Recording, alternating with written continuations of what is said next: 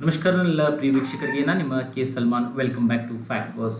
ಇವತ್ತಿನ ಈ ಒಂದು ವಿಡಿಯೋದಲ್ಲಿ ನಾಳೆಯ ಮಾರ್ಕೆಟು ಯಾವೆಲ್ಲ ಮೂವ್ಮೆಂಟ್ ಕೊಡುತ್ತೆ ಅಂತ ನೋಡ್ಕೊಳ್ಳೋಣ. ಓಕೆನಾ. ಸೊ ಅದು ನಿಫ್ಟಿ ಆಗಿರ್ಬೋದು, ಬ್ಯಾಂಕ್ ನಿಫ್ಟಿ ಆಗಿರ್ಬೋದು, ಸಪೋರ್ಟ್ ಆ್ಯಂಡ್ ರೆಸಿಸ್ಟೆನ್ಸ್ ಏನಿರುತ್ತೆ, ಟಾರ್ಗೆಟ್ ಏನಿರುತ್ತೆ, ಒಂದು ವೇಳೆ ಯಾವುದಾದ್ರು ಪ್ರೈಸ್ ಆ್ಯಕ್ಷನ್ ಕ್ರಿಯೇಟ್ ಆಗಿದೆಯೋ, ಪ್ಯಾಟರ್ನ್ ಕ್ರಿಯೇಟ್ ಆಗಿದೆಯೋ, ಕಂಪ್ಲೀಟಾಗಿ ಈ ಒಂದು ವಿಡಿಯೋದಲ್ಲಿ ನಿಮಗೆ ಮಾಹಿತಿ ಸಿಗುತ್ತೆ. ಹಾಗಾಗಿ ಕೊನೆಯ ತನಕ ಈ ಒಂದು ವಿಡಿಯೋನ ನೋಡಿ. ನಿಮ್ಮ ಹತ್ರ ಟೈಮ್ ಇಲ್ಲ ಅಂದರೆ ಪ್ಲೀಸ್ ಸೇವ್ ಮಾಡಿಟ್ಕೊಳ್ಳಿ, ತದನಂತರದಲ್ಲಿ ಈ ಒಂದು ವಿಡಿಯೋನ ನೋಡಿ. ಓಕೆನಾ. ಸೊ ಮೊದಲಾಗಿ ಇಲ್ಲಿ ಬ್ಯಾಂಕ್ ನಿಫ್ಟಿನ ನಾನು ಓಪನ್ ಮಾಡ್ಕೊಂಡಿದ್ದೀನಿ. 15 ಮಿನಿಟ್ ಟೈಮ್ ಫ್ರೇಮ್ನ ತೊಗೊಂಡಿದ್ದೀನಿ. ಇದರಲ್ಲಿ ಇವತ್ತು ಯಾವುದೇ ಥರ ಮೂವ್ಮೆಂಟ್ ಅಷ್ಟೇನು ಆಗಿಲ್ಲ. ಓಕೆ. ಸೊ ಹಾಗಾಗಿ ಇಲ್ಲಿ ನಾನು ಸಪೋರ್ಟ್ ಆ್ಯಂಡ್ ರೆಸಿಸ್ಟೆನ್ಸ್ನ ಡ್ರಾ ಮಾಡೋದಾದರೆ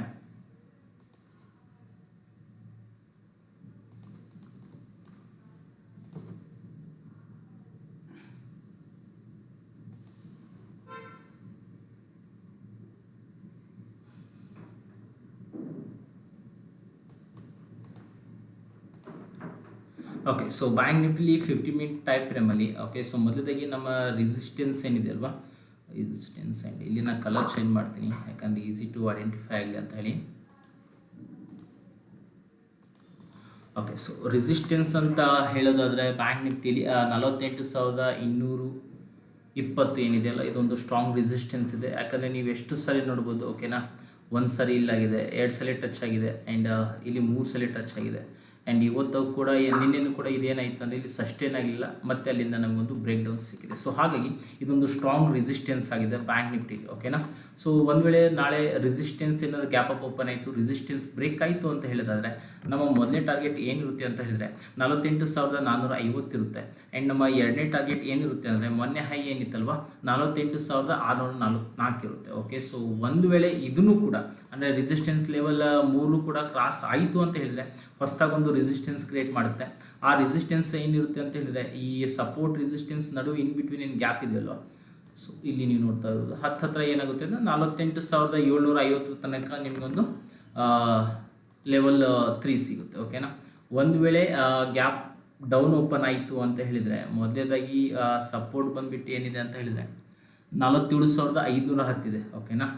ಬ್ಯಾಂಕ್ ನಿಫ್ಟಿ ಈ ಒಂದು ಸಪೋರ್ಟ್ ಬ್ರೇಕ್ ಆಯಿತು ಅಂತ ಹೇಳೋದಾದರೆ ಮೊದಲೇ ಟಾರ್ಗೆಟ್ ನಮಗೆ ಈಸಿಯಾಗಿ ಏನಿಲ್ಲ ಅಂತ ಹೇಳಿದ್ರು ಕೂಡ 46,950 ಸಿಗುತ್ತೆ. ಆ್ಯಂಡ್ ಎರಡನೇ ಟಾರ್ಗೆಟ್ ನಮಗೇನು ಸಿಗುತ್ತೆ ಅಂತ ಹೇಳಿದರೆ ಎರಡನೇ ಟಾರ್ಗೆಟ್ 46,225 ಸಿಗುತ್ತೆ. ಓಕೆನಾ. ಸೊ ಇದು ಬ್ಯಾಂಕ್ ನಿಫ್ಟಿಲಾಯಿತು. ಇವಾಗ ನಿಫ್ಟಿಲಿ ನಾನು ತೋರಿಸ್ತೀನಿ. ಓಕೆ. ಸೊ ಇದನ್ನೇ ನೀವು ನೋಡ್ತಾ ಇದ್ದೀರಾ. ಓಕೆನಾ. ಇಲ್ಲೇನು ಕ್ಲಿಯರಾಗಿ ಯಾವುದೇ ಥರ ಇಂಡಿಕೇಟರ್ನ ಯೂಸ್ ಮಾಡ್ತಾ ಇಲ್ಲ, ಓನ್ಲಿ ಪ್ಯೂರಾಗಿ ಪ್ರೈಸ್ ಆ್ಯಕ್ಷನ್ನ ಯೂಸ್ ಮಾಡ್ತಿದ್ದೀನಿ. ಅದು ಸಪೋರ್ಟ್ ಆ್ಯಂಡ್ ರೆಸಿಸ್ಟೆನ್ಸ್ ಆಗಿರ್ಬೋದು, ಇಲ್ಲ ಪ್ಯಾಟರ್ನ್ ಏನಾದ್ರು ಕ್ರಿಯೇಟರ್ ಅದನ್ನು ಕೂಡ ನಾನು ಕ್ಲಿಯರಾಗಿ ತೋರಿಸ್ತೀನಿ. ಇದನ್ನೆಲ್ಲ ಡೈಲಿ ಬೇಸಸಲ್ಲಿ ನಮ್ಮ ಟೆಲಿಗ್ರಾಮ್ ಚಾನಲ್ ಇದೆ ಫ್ಯಾಕ್ಟ್ ಬಾಸ್ ಅಂತ ಹೇಳಿ, ಅದರಲ್ಲಿ ನಾನು ಡೈಲಿ ಬೇಸಸಲ್ಲಿ ಶೇರ್ ಮಾಡ್ತಿದ್ದೀನಿ. ಇನ್ನೂವರೆಗೂ ನೀವು ಟೆಲಿಗ್ರಾಮ್ ಚಾನಲ್ನ ಜಾಯ್ನ್ ಆಗಿಲ್ಲ ಅಂದರೆ ಕೆಳಗಡೆ ನಾನು ಲಿಂಕ್ನ ಕೂಡ ಕೊಟ್ಟಿದ್ದೀನಿ. ಪ್ಲೀಸ್ ಅಲ್ಲಿಂದ ಜಾಯ್ನ್ ಆಗಿ. ಯಾವುದೇ ಥರ ಅಮೌಂಟ್ ಎಲ್ಲ ಅದು ಫ್ರೀ ಆಫ್ ಕಾಸ್ಟ್ ಇರುತ್ತೆ. ಓಕೆ. ಸೊ ಎರಡನೇದಾಗಿ ಇಲ್ಲಿ ನಾನು ನಿಮಗೆ ಬ್ಯಾಂಕ್ ನಿಫ್ಟಿಲಿ ತೋರಿಸ್ತೀನಿ. ಓಕೆ. ಸೊ ಬ್ಯಾಂಕ್ ನಿಫ್ಟಿ ಇವತ್ತು ಚೆನ್ನಾಗಿ ಮೂವ್ಮೆಂಟ್ ಕೊಟ್ಟಿದೆ. ಓಕೆ. ಸೊ ಬ್ಯಾಂಕ್ ನಿಫ್ಟಿ ಇವತ್ತು ನಮಗೆ ಚೆನ್ನಾಗಿರೋ ಒಂದು ಮೂವ್ಮೆಂಟ್ ಕೊಟ್ಟಿದೆ. ಒಂದು ಸೆಕೆಂಡ್.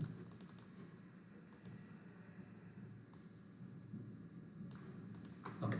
ಸೊ ಬ್ಯಾಂಕ್ ನಿಫ್ಟಿ ಏನಾಗಿದೆ ಅಂತ ಹೇಳಿದರೆ ಇವತ್ತು ಚೆನ್ನಾಗಿರೋ ಮೂವ್ಮೆಂಟ್ ಕೊಟ್ಟಿದೆ. ಇಲ್ಲಿ ನಾನು ಸಪೋರ್ಟ್ ಆ್ಯಂಡ್ ರೆಸಿಸ್ಟೆನ್ಸ್ನ ಡ್ರಾ ಮಾಡೋದಾದರೆ ಇಲ್ಲಿ ಒಂದು ಪ್ಯಾಟರ್ನ್ ಕ್ರಿಯೇಟ್ ಆಗಿದೆ. Okay. So descending triangle create ಆಗಿದೆ, ಅದನ್ನು ನಾನು ಕ್ಲಿಯರಾಗಿ ತೋರಿಸ್ತೀನಿ. ಇದನ್ನು ಕೂಡ 15 ಮಿನಿಟ್ ಟೈಮ್ರಲ್ಲಿ ನೀವು ನೋಡ್ತಾ ಇರ್ಬೋದು.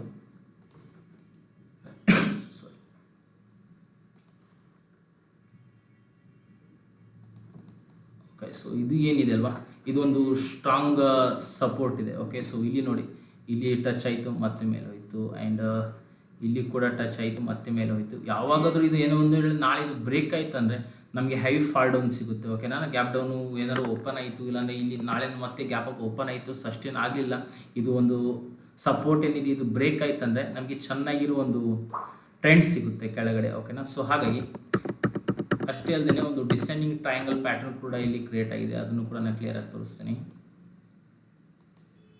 ಓಕೆ. ಸೊ ನೋಡಿ, ಡಿಸೆಂಡಿಂಗ್ ಟ್ರಯಾಂಗಲ್ ಪ್ಯಾಟರ್ನ್ ಆಗಿದೆ. ಇದೇನಾಗುತ್ತೆ ಅಂತ ಹೇಳಿದರೆ ಒಂದು ವೇಳೆ ನಾಳೆ ಗ್ಯಾಪ್ ಅಪ್ ಓಪನ್ ಆಗಿ ರೀಟೆಸ್ಟ್ ಆಗಿ ಮತ್ತೆ ಹೈಯರ್ ಹೈ ಕ್ರಿಯೇಟ್ ಮಾಡಿದರೆ ನಮ್ಮ ಮೊದಲೇ ಟಾರ್ಗೆಟ್ ಏನಿರುತ್ತೆ ಅಂತ ಹೇಳಿದರೆ ನಿನ್ನೆ ಹೈ ಏನಿತ್ತಲ್ವ, ಸೊ 21,800 ಏನಿತ್ತಲ್ವ, ಸೊ ಆ ಒಂದು ಹೈಗೆ ಅದು ಟಚ್ ಆಗುತ್ತೆ. ಇಲ್ಲ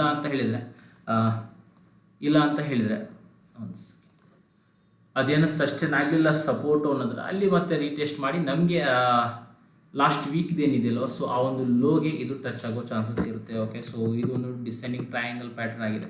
ಸೊ ಇದು ಡಬಲ್ ಕನ್ಫರ್ಮೇಷನ್ ಆಗಿದೆ. ನಾಳೆ ಮಾರ್ಕೆಟ್ ಯಾವ ಥರ ಮೂವ್ಮೆಂಟ್ ಕೊಡುತ್ತೆ ಅಂತ ಹೇಳಿ, ಆದಷ್ಟು ಗ್ಯಾಪ್ ಡೌನ್ ಓಪನ್ ಆದರೆ ನಮಗೆ ಟಾರ್ಗೆಟ್ ಒಳ್ಳೆ ಚೆನ್ನಾಗಿರುತ್ತೆ, ಪ್ರಾಫಿಟ್ ಕೂಡ ಚೆನ್ನಾಗಿರುತ್ತೆ, ಸ್ಟಾಪ್ ಲಾಸ್ ಭಾಳ ಸಣ್ಣದಾಗಿರುತ್ತೆ. ಓಕೆನಾ, ಸೊ ಹಾಗಾಗಿ ಇದರಲ್ಲಿ ನಾನು ಸಪೋರ್ಟ್ ಆ್ಯಂಡ್ ರೆಸಿಸ್ಟೆನ್ಸ್ನ ಡ್ರಾ ಮಾಡೋದಾದರೆ ನಮ್ಮ ಸಪೋರ್ಟ್ ಬಂದುಬಿಟ್ಟು ಏನಿದೆ ಅಂತ ಹೇಳಿದರೆ 21,490 ಇದೆ. ಓಕೆ, ಸೊ ಇಲ್ಲಿ ನಾನು ರೆಸಿಸ್ಟೆನ್ಸ್ನ ಡ್ರಾ ಮಾಡೋದಾದರೆ ಇಲ್ಲಿ ಒಂದು ಸ್ಟ್ರಾಂಗ್ ರೆಸಿಸ್ಟೆನ್ಸ್ ಇದೆ, ನೀವು ನೋಡ್ತಿರ್ಬೋದು. ಓಕೆನಾ,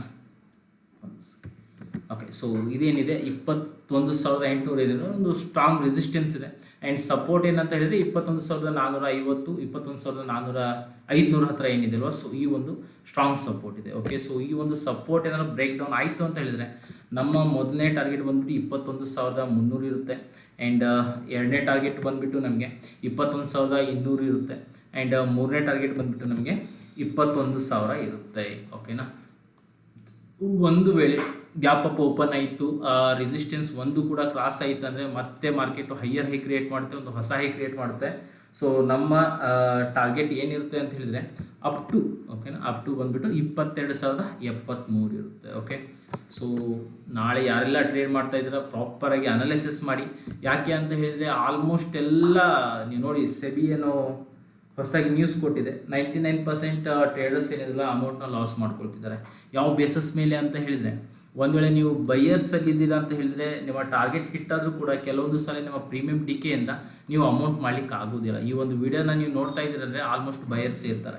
ಓಕೆನಾ, ಸೆಲ್ಲರ್ಸ್ ಇದ್ದಾರೆ ಅಂದರೆ ಅದು ಮಾರ್ಕೆಟ್ ಅಪ್ ಆದರೂ ಹೋಗಲಿ ಡೌನ್ ಆದರೂ ಹೋಗಲಿ, ಒಂದು ವೇಳೆ ಸೈಡ್ ವೇಸ್ ಹೋತಂದ್ರೂ ಕೂಡ ಅವ್ರು 70% ಪ್ರಾಫಿಟಲ್ಲಿ ಇರ್ತಾರೆ. ಬಟ್ ಬೈಯರ್ಸಲ್ಲಿ ಹಾಗಲ್ಲ, ಪ್ರೀಮಿಯಂ ಡಿಪೆ ಎಫೆಕ್ಟ್ ಆಗೋದ್ರಿಂದ ಆಲ್ಮೋಸ್ಟ್ ಲಾಸಸ್ಸೇ ಕ್ಲೋಸ್ ಆಗುತ್ತೆ. ಹಾಗಾಗಿ ಯಾವ ಸಮಯದಲ್ಲಿ ನಿಮ್ಮ ಸಪೋರ್ಟ್ ಆ್ಯಂಡ್ ರೆಸಿಸ್ಟೆನ್ಸ್ ಬ್ರೇಕ್ ಆಗುತ್ತೋ ಆವಾಗ ಮಾತ್ರ ಟ್ರೇಡ್ ತೊಗೊಳ್ಳಿ. ಇನ್ ಬಿಟ್ವೀನಲ್ಲಿ ನೀವು ಏನಾದರೂ ಟ್ರೇಡ್ನ ತೊಗೊಂಡ್ರೆ ನೋಡಿ, ಇಲ್ಲಿ ಎಷ್ಟು ಜನ ಟ್ರೇಡ್ ಮಾಡಿರ್ತಾರೆ. ಓಕೆನಾ, ಸೊ ಏನಿಲ್ಲ ಅಂದ್ರೂ ಮಿನಿಮಮ್ 2 ರಿಂದ 3 ತಾಸು ಮಿನಿಮಮ್ ವೇಟ್ ಮಾಡಿರ್ತಾರೆ. ಅವ್ರು 2 ತಾಸಾದರೂ ವೇಟ್ ಮಾಡಿದ್ರು ಕೂಡ ಪ್ರೀಮಿಯಂ ಡಿಕೆ ಆಗಿ ಅವ್ರು ಸ್ಟಾಪ್ ಲಾಸ್ ಹಿಟ್ ಆಗಲಿಲ್ಲ ಕೂಡ ಅವ್ರು ಎಕ್ಸಿಟ್ ಆಗಲೇಬೇಕಾಗುತ್ತೆ. ಸೊ ಹಾಗಾಗಿ ಪ್ರಾಪರಾಗಿ ಸಪೋರ್ಟ್ ಆ್ಯಂಡ್ ರೆಸಿಸ್ಟ್ ಮೇಲೇ ವರ್ಕ್ ಮಾಡಿ ಆಲ್ಮೋಸ್ಟ್ ನೀವು ಪ್ರಾಫಿಟ್ ಆಗೋ ಚಾನ್ಸಸ್ ಹೆಚ್ಚಾಗಿರುತ್ತೆ. ಓಕೆನಾ, ಸೊ ಇದು ಇವತ್ತಿನ ವಿಡಿಯೋ ಆಗಿದೆ. ಈ ಒಂದು ವಿಡಿಯೋದಲ್ಲಿ ನಿಮ್ಗೆ ಏನಾದ್ರು ಡೌಟ್ ಇದ್ದರೆ ಕೆಳಗಡೆ ಪ್ಲೀಸ್ ಕಮೆಂಟ್ ಮಾಡಿ, ಖಂಡಿತ ನನ್ನ ಕಡೆ ಆದಷ್ಟು ನಾನು ಆನ್ಸರ್ ಮಾಡಲಿಕ್ಕೆ ಟ್ರೈ ಮಾಡ್ತೀನಿ. ಇನ್ನು ಯಾರೆಲ್ಲ ನಮ್ಮ ಈ ಒಂದು ಫ್ಯಾಕ್ಟ್ ಬಾಸ್ ಯೂಟ್ಯೂಬ್ ಚಾನಲ್ನ ಸಬ್ಸ್ಕ್ರೈಬ್ ಮಾಡಿಲ್ಲ ಪ್ಲೀಸ್ ಸಬ್ಸ್ಕ್ರೈಬ್ ಮಾಡ್ಕೊಳ್ಳಿ, ಪಕ್ಕದಲ್ಲಿರೋ ಬೆಲ್ ಐಕಾನ್ ಕೂಡ ಪ್ರೆಸ್ ಮಾಡ್ಕೊಳ್ಳಿ. ಕನ್ನಡದಲ್ಲಿ ಕಂಪ್ಲೀಟಾಗಿ ಸ್ಟಾಕ್ ಮಾರ್ಕೆಟ್ ಬಗ್ಗೆ ಮಾಹಿತಿನ ಈ ಒಂದು ಚಾನಲ್ ನೀವು ಪಡ್ಕೋಬೋದು. ಓಕೆನಾ, ನಮಸ್ಕಾರ, ನಿಮ್ಮೆಲ್ಲ ಪ್ರೀತಿಗೆ ಧನ್ಯವಾದ ಸ್ನೇಹಿತರೆ, ಶುಭ ದಿನ.